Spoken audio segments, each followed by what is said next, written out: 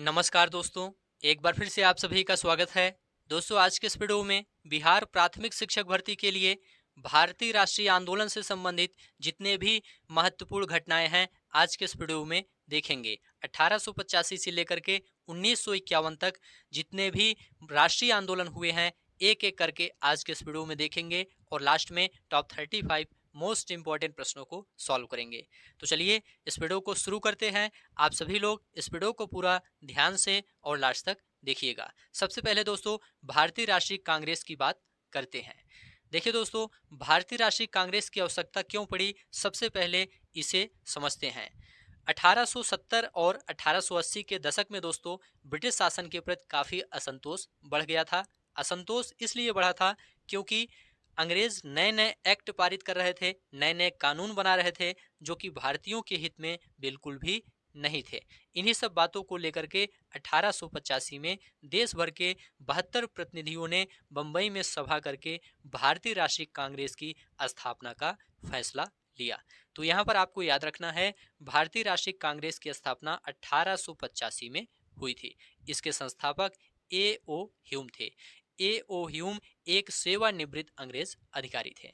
मुंबई के गोकुलदास तेजपाल संस्कृत महाविद्यालय में भारतीय राष्ट्रीय कांग्रेस का पहला अधिवेशन हुआ था, जिसके प्रथम अध्यक्ष व्योमेश चंद्र बनर्जी थे। इसमें दोस्तों 72 प्रतिनिधियों ने भाग लिया था और कांग्रेस के प्रथम मुस्लिम अध्यक्ष बदरुद्दीन तैयब जी थे। कांग्रेस की स्थापना के समय भारत का वायसराय लॉर्ड डफरिन था, इसे आप लोग याद रखिएगा। और कांग्रेस की प्रथम महिला अध्यक्ष एनी बेसेंट थी। कांग्रेस की प्रथम महिला भारतीय अध्यक्ष सरोजनी नायडू थी। यहाँ पर दोस्तों जितने भी तथ्य लिखे गए हैं, इन सबको आपको जरूर याद रखना है। सबसे पहले तो आपको याद रखना है स्थापना के बारे में। स्थापना 1885 में हुई थी भारतीय राष्ट्रीय कांग्रेस की। संस्थापक ए ओ ह्यूम हैं और पहला अधिवेशन मुंबई में हुआ था। पहले अध्यक्ष व्योमेश चंद्र बनर्जी थे। और याद रखिएगा, प्रथम मुस्लिम अध्यक्ष बदरुद्दीन तैयब जी थे। यहाँ से एग्जाम में प्रश्न जरूर पूछा जाता है। और कांग्रेस की स्थापना के समय वायसराय कौन था? लॉर्ड डफरिन था। और कांग्रेस की प्रथम महिला अध्यक्ष कौन थी? एनी बेसेंट थी। और कांग्रेस की प्रथम भारतीय महिला अध्यक्ष कौन थी? सरोजनी नायडू थी। केवल प्रथम महिला अध्यक्ष के बारे में पूछा जाए तो एनी बेसेंट थी, और प्रथम भारतीय महिला अध्यक्ष के बारे में पूछा जाए तो सरोजनी नायडू थी। तो यहाँ पर दोस्तों भारतीय राष्ट्रीय कांग्रेस के बारे में सभी तथ्य आप लोग याद रखिएगा। अब आगे बढ़ते हैं और अगला है दोस्तों बंग भंग आंदोलन, जिसे स्वदेशी आंदोलन कहते हैं। स्वदेशी आंदोलन की शुरुआत क्यों हुई? तो देखिए दोस्तों, 1905 में वायसराय कर्जन ने बंगाल का विभाजन कर दिया। उस वक्त बंगाल ब्रिटिश भारत का सबसे बड़ा हिस्सा हुआ करता था और अंग्रेजों का बंगाल विभाजन करने का मुख्य उद्देश्य बंगाली राजनेताओं के प्रभाव पर अंकुश लगाना और बंगाली जनता को आपस में बांट देना था। बंगाल के विभाजन से दोस्तों देश भर में गुस्से की लहर फैल गई और मध्य मार्गी तथा आमूल परिवर्तनवादी कांग्रेस के सभी दलों ने बंगाल विभाजन का विरोध किया। विशाल जनसभाओं का आयोजन किया गया और जुलूस निकाले गए। जन प्रतिरोध के नए नए रास्ते ढूंढे गए। इससे जो संघर्ष उपजा उसे स्वदेशी आंदोलन के नाम से जाना जाता है। तो स्वदेशी आंदोलन की शुरुआत क्यों हुई? बंगाल विभाजन के कारण स्वदेशी आंदोलन की शुरुआत हुई। बंग भंग आंदोलन या फिर स्वदेशी आंदोलन। बंगाल का विभाजन कब हुआ? 1905 में हुआ। किसने किया था? लॉर्ड कर्जन ने किया था। चलिए आगे बढ़ते हैं दोस्तों। स्वदेशी आंदोलन के बारे में कुछ तथ्य यहाँ पर दिए गए हैं। स्वदेशी आंदोलन को आंध्र के डेल्टाई इलाकों में वंदे मातरम आंदोलन के नाम से जाना जाता था। याद रखिएगा, आंध्र के डेल्टाई इलाकों में वंदे मातरम आंदोलन के नाम से जाना जाता था। आंदोलन के दौरान एक अंग्रेज अधिकारी वैलेंटाइन सिरोल ने तिलक को भारतीय अशांति का जनक कहा था। किसने कहा था? वैलेंटाइन सिरोल ने तिलक को भारतीय अशांति का जनक कहा था। रविन्द्रनाथ टैगोर ने इस अवसर पर आमार सुनार बंगला नामक गीत लिखा, जो बाद में बांग्लादेश का राष्ट्रीय गान बना था। राजनीतिक विरोध के बाद 1911 में बंगाल का विभाजन रद्द कर दिया गया। तो स्वदेशी आंदोलन या बंग भंग आंदोलन के बारे में ये सभी तथ्य आप लोग याद रखिएगा। बंगाल का विभाजन 1905 में हुआ था और 1911 में बंगाल का विभाजन रद्द कर दिया गया था। बांग्लादेश का राष्ट्रीय गान दोस्तों रविन्द्रनाथ टैगोर ने लिखा था, इसे याद रखिएगा। अब दोस्तों आगे बढ़ते हैं और अगला है मुस्लिम लीग की स्थापना। देखिए दोस्तों, 20वीं शताब्दी के प्रारंभिक दशकों में कई दूसरी महत्वपूर्ण घटनाएं घटी। 1906 में मुसलमान जमींदारों और नवाबों के एक समूह ने आगा खां और सलीम उल्लाह खां के नेतृत्व में ढाका में ऑल इंडिया मुस्लिम लीग का गठन किया। सलीम उल्लाह इस लीग के संस्थापक अध्यक्ष थे, जबकि 1908 में आगा खां को अस्थायी अध्यक्ष बनाया गया। तो यहाँ पर आप लोग याद रखिएगा, मुस्लिम लीग की स्थापना या मुस्लिम लीग के संस्थापक कौन थे? सलीम उल्लाह खां मुस्लिम लीग के संस्थापक थे और मुस्लिम लीग के प्रथम अस्थायी अध्यक्ष आगा खां थे। इस लीग ने बंगाल विभाजन का समर्थन किया था। मुस्लिम लीग ने बंगाल विभाजन का समर्थन किया था, इसे भी आप लोग याद रखिएगा। 1908 में मुसलमानों के लिए मुस्लिम लीग ने पृथक निर्वाचन मंडल की मांग की, जिसे पार्लियामेंटो सुधारों में वर्ष 1909 में मान लिया गया था। तो ये दोस्तों मुस्लिम लीग के बारे में महत्वपूर्ण जानकारी हो गई। अब आगे बढ़ते हैं और कांग्रेस का विभाजन 1907 सूरत अधिवेशन की बात कर लेते हैं। कांग्रेस के सूरत अधिवेशन 1907 में उदारवादियों तथा गरम दली नेताओं के बीच विवाद हो गया, जिसके कारण कांग्रेस नरम दल और गरम दल में विभाजित हो गया। 1915 में तिलक और एनी बेसेंट के प्रयासों से दोनों खेमों में एक बार फिर एकता स्थापित हो गई। तो याद रखिएगा, कांग्रेस का विभाजन कब हुआ था? 1907 में हुआ था, सूरत अधिवेशन में, ठीक है। और 1915 में फिर से एकता हो गई थी। कांग्रेस का विभाजन 1907 में हुआ था और एकता 1915 में फिर से हो गई। चलिए आगे बढ़ते हैं। अब दोस्तों गदर आंदोलन या गदर पार्टी की बात कर लेते हैं। देखिए दोस्तों, 1913 में अमेरिका के सैन फ्रांसिस्को में लाला हरदयाल ने गदर पार्टी की स्थापना की थी।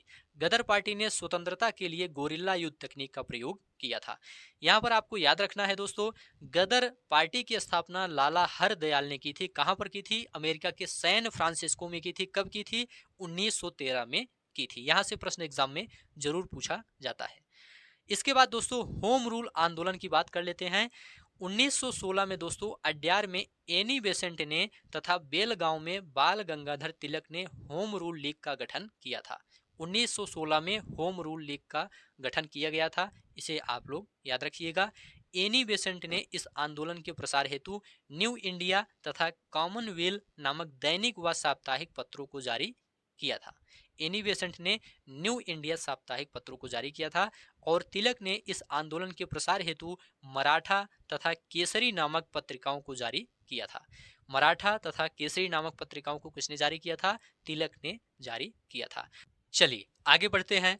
महात्मा गांधी का आगमन एवं चंपारण सत्याग्रह। देखिए दोस्तों, 1893 में गांधी जी दक्षिण अफ्रीका गए तथा रंगभेद नीति के खिलाफ आवाज उठाई और 46 वर्ष की उम्र में वर्ष 1915 में गांधी जी दक्षिण अफ्रीका से भारत वापस लौटे थे। 1915 में गांधी जी दक्षिण अफ्रीका से भारत वापस लौटे थे और 1916 में गांधी जी ने अहमदाबाद के निकट साबरमती आश्रम की स्थापना की थी। बिहार के चंपारण में 1917 में किसानों पर नील की खेती के लिए 3 कठिया पद्धति के द्वारा किए जा रहे अत्याचार के खिलाफ आवाज उठाई थी। तो चंपारण सत्याग्रह के बारे में आप लोग याद रखिएगा। चंपारण सत्याग्रह 1917 में शुरू किया गया था बिहार के चंपारण से और इसमें दोस्तों किसानों पर नील की खेती के लिए 3 कठिया पद्धति के द्वारा किए जा रहे अत्याचार के खिलाफ आवाज उठाई गई थी। चंपारण के बाद गांधी जी ने अहमदाबाद मिल हड़ताल के मुद्दे पर हस्तक्षेप किया था। तो याद रखिएगा, चंपारण सत्याग्रह कब हुआ था? 1917 में हुआ था। और गांधी जी का जन्म दोस्तों 2 अक्टूबर 1869 को गुजरात के पोरबंदर में हुआ था। इसे भी आप लोग याद रखिएगा क्योंकि यहाँ से भी प्रश्न पूछ लिया जाता है। चलिए आगे बढ़ते हैं। रॉलेट सत्याग्रह। देखिए दोस्तों, ब्रिटिश सरकार ने न्यायाधीश सर सिडनी रॉलेट की अध्यक्षता में भारत में क्रांतिकारी भावना को समाप्त करने के लिए एक कमेटी नियुक्त की थी और वर्ष 1919 में एक विधेयक लाया गया जिसे रॉलेट एक्ट या काला कानून कहा गया। रॉलेट एक्ट को दोस्तों काला कानून भी कहा गया था। इस कानून में सरकार को अधिकार प्राप्त था कि वह किसी भी भारतीय पर अदालत में बिना मुकदमा चलाए और बिना सुनवाई के जेल में बंद कर सकता है। गांधी जी ने लोगों से आह्वान किया कि इस कानून का विरोध करने के लिए 6 अप्रैल 1919 को अहिंसक विरोध दिवस के रूप में, अपमान व याचना दिवस के रूप में मनाया जाए और हड़तालें की जाए। रॉलेट सत्याग्रह के विरोध में दोस्तों गांधी जी ने लोगों से आह्वान किया था कि इस कानून का विरोध किया जाए और अप्रैल 1919 में पूरे देश में जगह जगह जुलूस निकाले गए और हड़तालों का आयोजन किया गया। किस लिए? रॉलेट सत्याग्रह के विरोध में जुलूस निकाले गए थे देश भर में और हड़तालें की गई थी अप्रैल 1919 में। तो रॉलेट सत्याग्रह में क्या था दोस्तों? इसमें नियम था कि किसी भी भारतीय पर अदालत में बिना मुकदमा चलाए और बिना सुनवाई के जेल में बंद किया जा सकता है। चलिए आगे बढ़ते हैं दोस्तों। जलियांवाला बाग हत्याकांड 13 अप्रैल 1919 को बैसाखी के दिन अमृतसर के जलियांवाला बाग में डॉक्टर सत्यपाल एवं सैफुद्दीन किचलू की गिरफ्तारी का विरोध करते हुए एक सार्वजनिक सभा का आयोजन किया गया था। जनरल डायर ने बिना किसी पूर्व सूचना के हजारों की संख्या में मौजूद इस सभा में गोलियां चलवा दी और हजारों लोग मारे गए। ब्रिटिश सरकार ने दोस्तों इस हत्याकांड की जांच के लिए हंटर आयोग गठित किया और सजा के तौर पर जनरल डायर को नौकरी से बर्खास्त किया गया। जनरल डायर को नौकरी से बर्खास्त किया गया और 1940 में ऊधम सिंह ने लंदन में जनरल डायर की हत्या कर दी थी। यहाँ पर दोस्तों आपको ध्यान रखना है कि ब्रिटिश सरकार ने इस हत्याकांड की जांच के लिए हंटर आयोग गठित किया था और सजा के तौर पर जनरल डायर को नौकरी से बर्खास्त किया गया था और बाद में वर्ष 1940 में ऊधम सिंह ने लंदन में जनरल डायर की हत्या कर दी थी। इस जनसंहार पर रविन्द्रनाथ टैगोर ने अपनी पीड़ा और गुस्सा जताते हुए नाइटहुड की उपाधि वापस लौटा दी थी। यहाँ से भी प्रश्न कई बार एग्जाम में पूछा गया है। रविन्द्रनाथ टैगोर ने अपनी पीड़ा और गुस्सा जताते हुए नाइटहुड की उपाधि वापस लौटा दी थी। तो जलियांवाला बाग हत्याकांड कब हुआ था? 13 अप्रैल 1919 को हुआ था। चलिए आगे बढ़ते हैं। खिलाफत आंदोलन। देखिए दोस्तों 1920 में अंग्रेजों ने तुर्की के सुल्तान पर बहुत सख्त संधि थोप दी थी। जलियांवाला बाग हत्याकांड की तरह इस घटना पर भी भारत के लोगों में भारी गुस्सा था, जिसके विरुद्ध 17 अक्टूबर 1919 को खिलाफत दिवस मनाया गया। इस आंदोलन का नेतृत्व मोहम्मद अली और शौकत अली ने किया था। याद रखिएगा, खिलाफत आंदोलन का नेतृत्व मोहम्मद अली और शौकत अली ने किया था। चलिए आगे बढ़ते हैं। असहयोग आंदोलन। देखिए दोस्तों असहयोग आंदोलन का प्रस्ताव लाला लाजपत राय की अध्यक्षता में नागपुर अधिवेशन में पारित हुआ था और अगस्त 1920 में गांधी जी ने असहयोग आंदोलन की शुरुआत की थी। यहाँ से एग्जाम में प्रश्न पूछा जाता है, असहयोग आंदोलन की शुरुआत किसने की थी? गांधी जी ने की थी। कब की थी? अगस्त 1920 में। असहयोग आंदोलन का जो प्रस्ताव है ये लाला लाजपत राय की अध्यक्षता में नागपुर अधिवेशन में पारित हुआ था। इस आंदोलन के दौरान न्यायालयों तथा शिक्षण संस्थाओं का बहिष्कार किया गया था और उत्तर प्रदेश के गोरखपुर जिले के चौरी चौरा में 4 फरवरी 1922 को प्रदर्शनकारियों द्वारा पुलिस के 22 जवानों को थाने के अंदर ही जिंदा जला दिया गया। इस घटना को चौरी चौरा कांड के नाम से जाना गया। चौरी चौरा कांड 4 फरवरी 1922 को घटित हुआ था। किसान इसलिए बेकाबू हो गए थे क्योंकि पुलिस ने उनके शांतिपूर्ण जुलूस पर गोली चला दी थी। इस घटना से आहत होकर गांधी जी ने असहयोग आंदोलन 12 फरवरी 1922 को वापस ले लिया था। तो ये सभी तथ्य आप लोग याद रखिएगा असहयोग आंदोलन से संबंधित। आप सभी लोग इस वीडियो को पूरा ध्यान से और लास्ट तक देखते हुए चलिए। लास्ट में टॉप 35 मोस्ट इंपॉर्टेंट प्रश्नों को जरूर देखिए। चलिए आगे बढ़ते हैं। स्वराज पार्टी। असहयोग आंदोलन की समाप्ति के बाद चित्तरंजन दास और मोतीलाल नेहरू जैसे नेताओं की दलील थी कि पार्टी को परिषद चुनाव में हिस्सा लेना चाहिए और परिषदों के माध्यम से सरकारी नीतियों को प्रभावित करना चाहिए। 1923 में मोतीलाल नेहरू और चित्तरंजन दास ने इलाहाबाद में स्वराज पार्टी की स्थापना की। 1925 में सीआर दास की मृत्यु के बाद स्वराज दल को गहरा झटका लगा और 1926 के चुनाव में स्वराजियों की हार हुई तथा 1930 में स्वराजियों ने विधानमंडल पदों से त्यागपत्र दे दिया। अंततः स्वराज पार्टी का अंत हो गया।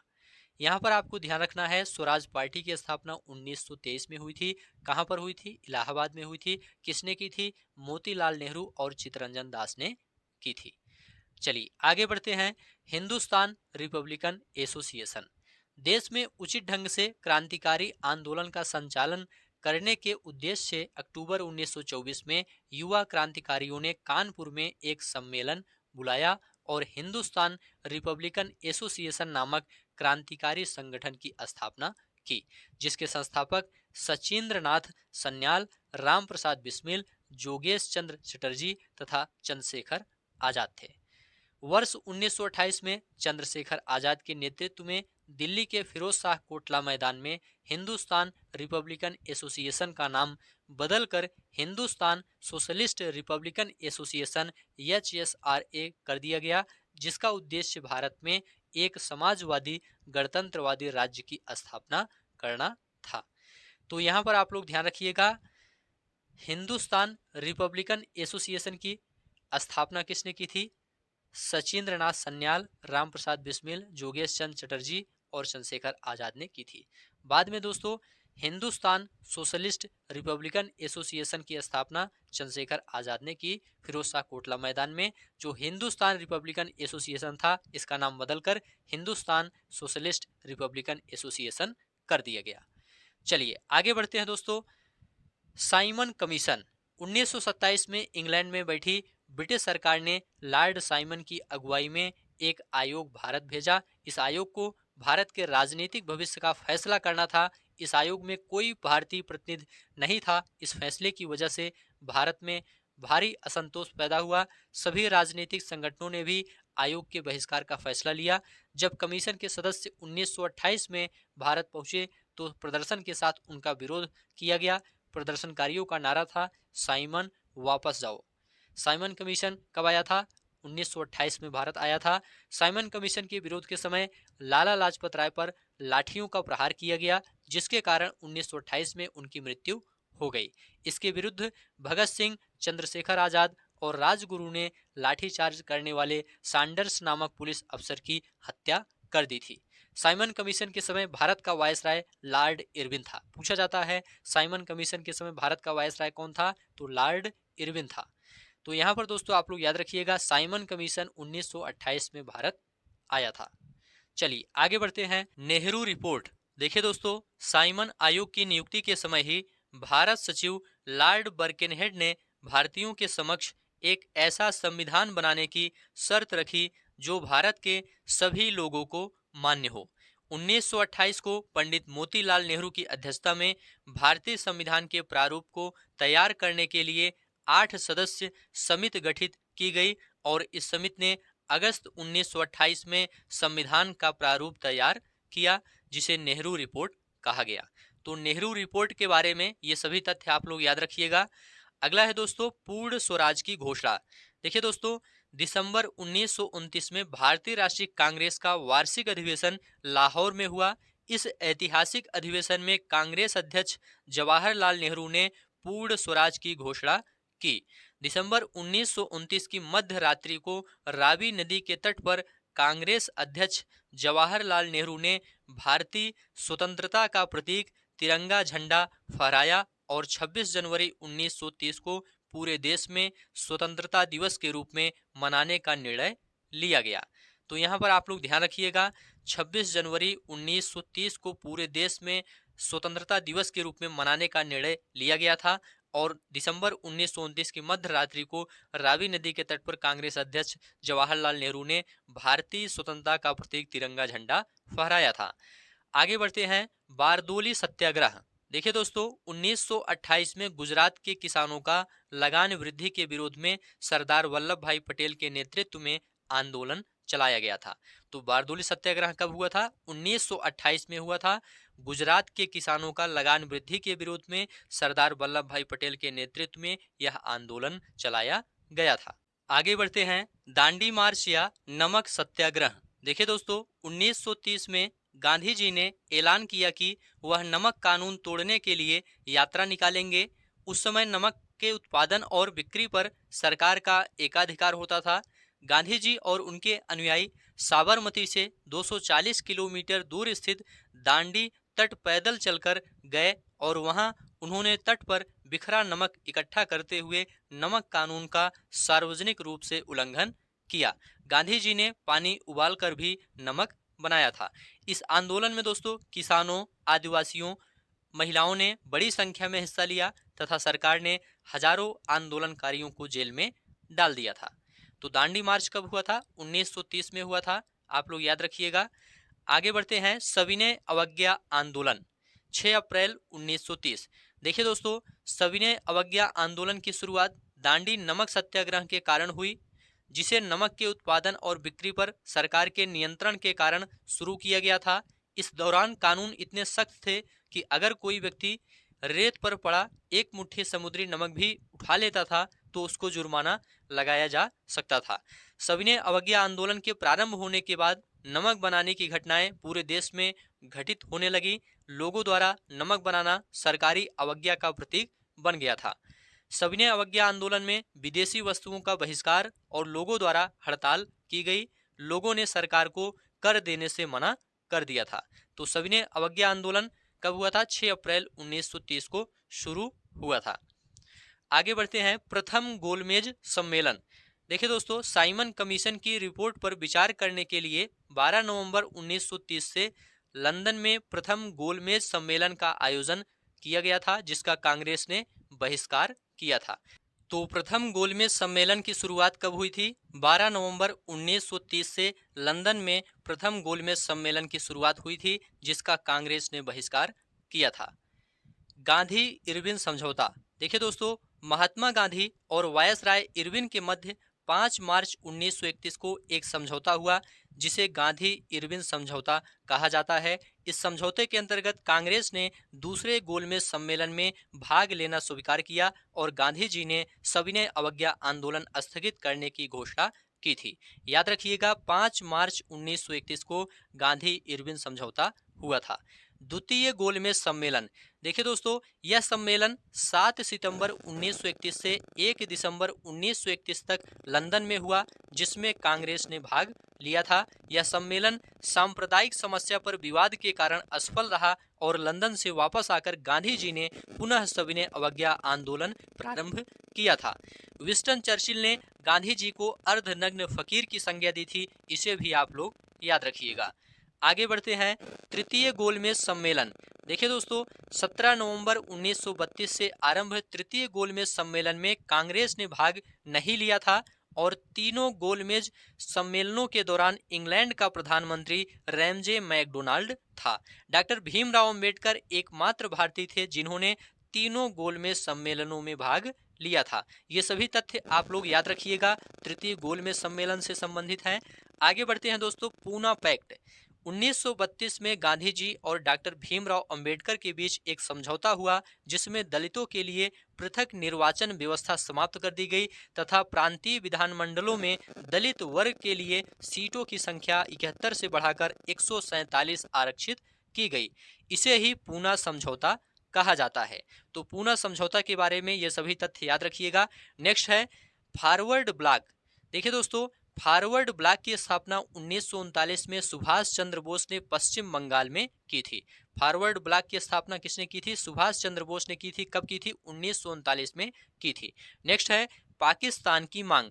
देखिए दोस्तों, 1940 के मुस्लिम लीग के लाहौर सत्र में पाकिस्तान की मांग मुस्लिम बहुल क्षेत्रों को मिलाकर की गई थी। 23 मार्च 1946 को मुस्लिम लीग द्वारा पाकिस्तान दिवस मनाया गया था, इसे भी आप लोग याद रखिएगा। नेक्स्ट है भारत छोड़ो आंदोलन। देखिए दोस्तों, 8 अगस्त 1942 को मुंबई में भारतीय राष्ट्रीय कांग्रेस की बैठक में भारत छोड़ो प्रस्ताव सर्वसम्मति से पारित किया गया तथा गांधी जी ने लोगों को करो या मरो का नारा दिया था। मुस्लिम लीग ने भारत छोड़ो आंदोलन का विरोध किया था। याद रखिएगा, मुस्लिम लीग ने भारत छोड़ो आंदोलन का विरोध किया था। तो भारत छोड़ो आंदोलन का प्रस्ताव कहां पर पारित किया गया था? 8 अगस्त 1942 को मुंबई में भारतीय राष्ट्रीय कांग्रेस की बैठक में भारत छोड़ो प्रस्ताव सर्वसम्मति से पारित किया गया था। नेक्स्ट है दोस्तों, आजाद हिंद फौज। रास बिहारी बोस के निमंत्रण पर सुभाष चंद्र बोस 13 जून 1943 को पूर्वी एशिया आए। उन्हें इंडियन इंडिपेंडेंस लीग का अध्यक्ष और आईएनए का नेता बनाया गया, जिसे लोकप्रिय रूप से आजाद हिंद फौज कहा जाता है। 21 अक्टूबर 1943 को सुभाष चंद्र बोस ने सिंगापुर में आजाद हिंद की अनंतिम सरकार के गठन की घोषणा की थी, जिसमें वह स्वयं सर्वोच्च सेनापति थे। दिल्ली चलो तथा तुम मुझे खून दो, मैं तुम्हें आजादी दूंगा का नारा सुभाष चंद्र बोस ने दिया था। तो आजाद हिंद फौज के बारे में ये सभी तथ्य आप लोग याद रखिएगा। नेक्स्ट है दोस्तों cabinet mission. Lord Pethick Lawrence की अध्यक्षता में 3 सदस्यीय कैबिनेट मिशन मार्च 1946 में भारत भेजा गया। इसके सदस्यों में स्टैफोर्ड क्रिप्स तथा एबी अलेक्जेंडर शामिल थे। इस मिशन ने अपनी योजना में पाकिस्तान के प्रस्ताव को अस्वीकृत कर दिया, प्रांतों को स्वायत्तता तथा अवशिष्ट शक्तियां प्रदान करने का प्रस्ताव रखा था। तो कैबिनेट मिशन के बारे में ये सभी जानकारी आप लोग याद रखिएगा। नेक्स्ट है दोस्तों नौसेना विद्रोह। 18 फरवरी 1946 को रॉयल इंडियन नेवी के सैनिकों ने नस्ली भेदभाव तथा खराब भोजन के प्रतिवाद में हड़ताल कर दी। यह हड़ताल HMIS तलवार नामक पोत पर हुई थी। जहाज की दीवारों पर BC दत्त ने भारत छोड़ो लिखा था, जिसके कारण BC दत्त को गिरफ्तार कर लिया गया था। तो नौसेना विद्रोह से संबंधित ये सभी तथ्य आप लोग याद रखिएगा। आगे बढ़ते हैं माउंटबेटन योजना। 3 जून 1947 को लॉर्ड माउंटबेटन द्वारा एक योजना की घोषणा की गई, जिसे माउंटबेटन योजना कहा जाता है। इस योजना के तहत भारत को 2 भागों, भारत और पाकिस्तान के रूप में विभाजित किया गया। माउंटबेटन योजना के आधार पर ही भारतीय स्वतंत्रता विधेयक ब्रिटिश संसद में 4 जुलाई 1947 को प्रस्तुत किया गया, जिसे 18 जुलाई को स्वीकृति मिली। इसके आधार पर 15 अगस्त 1947 को भारत आजाद हुआ।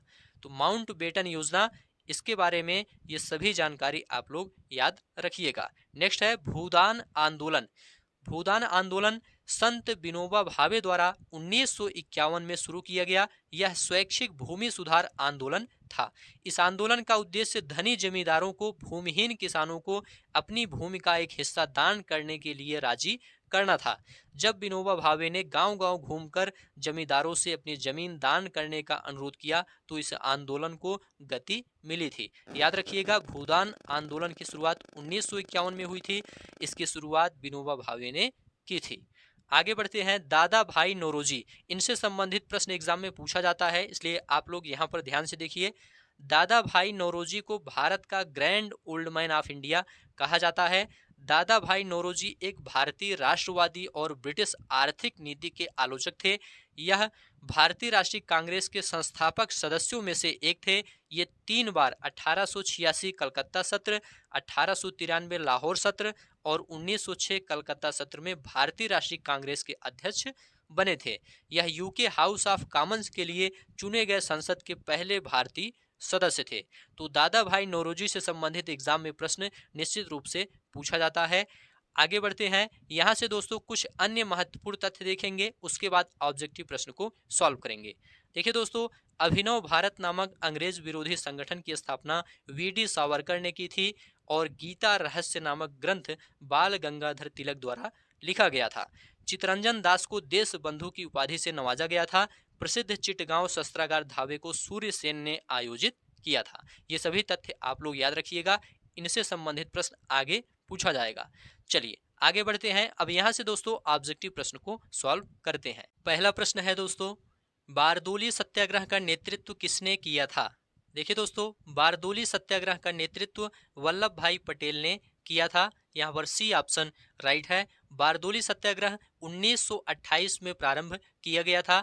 वल्लभ भाई पटेल के नेतृत्व में गुजरात के किसानों का लगान वृद्धि के विरोध में बारदोली सत्याग्रह शुरू किया गया था। यहाँ पर सी ऑप्शन राइट है।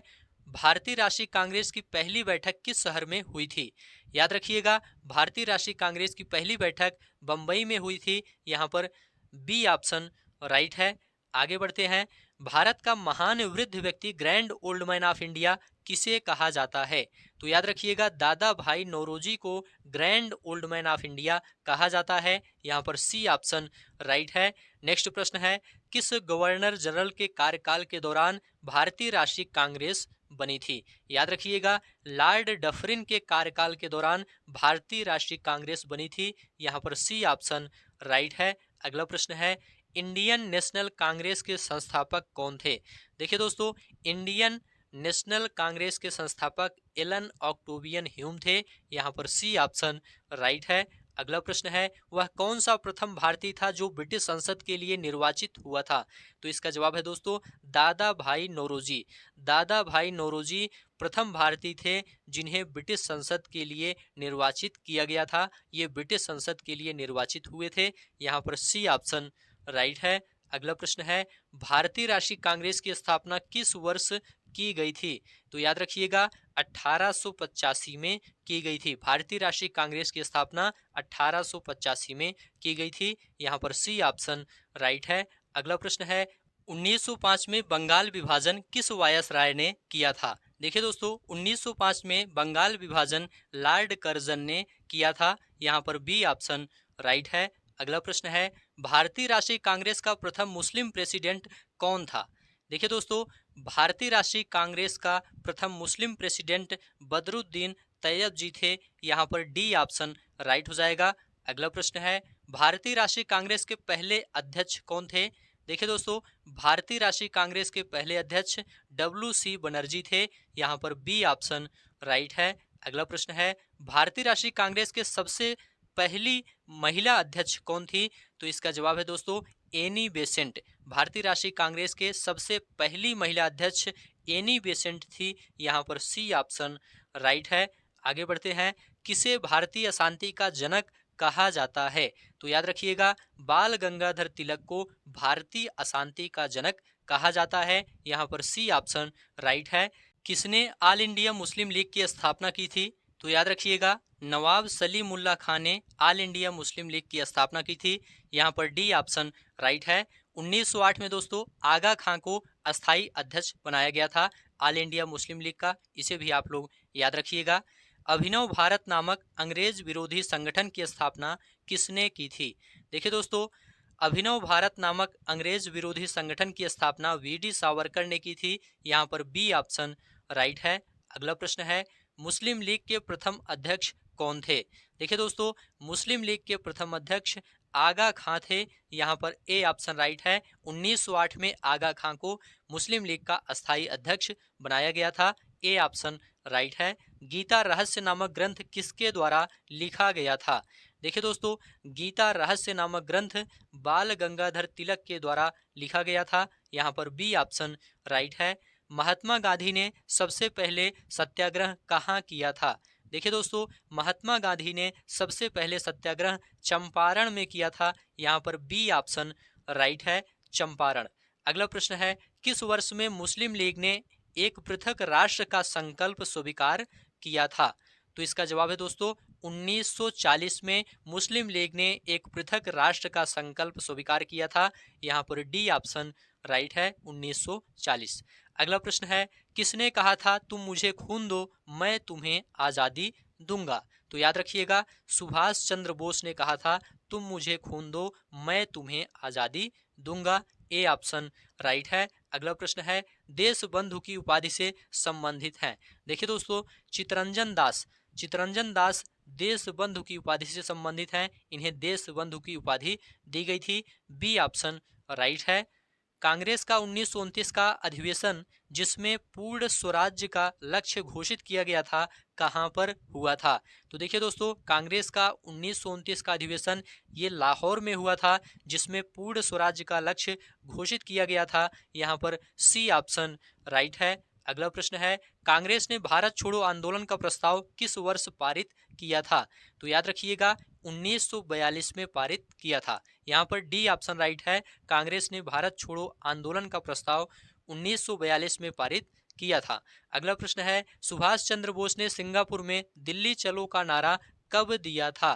तो याद रखिएगा 1943 में दिया था। सुभाष चंद्र बोस ने सिंगापुर में दिल्ली चलो का नारा वर्ष 1943 में दिया था। बी ऑप्शन राइट है। असहयोग आंदोलन को क्यों निलंबित किया गया था? देखिए दोस्तों चौरी चौरा में हुई हिंसक घटना के कारण असहयोग आंदोलन को निलंबित किया गया था। यहाँ पर डी ऑप्शन राइट है।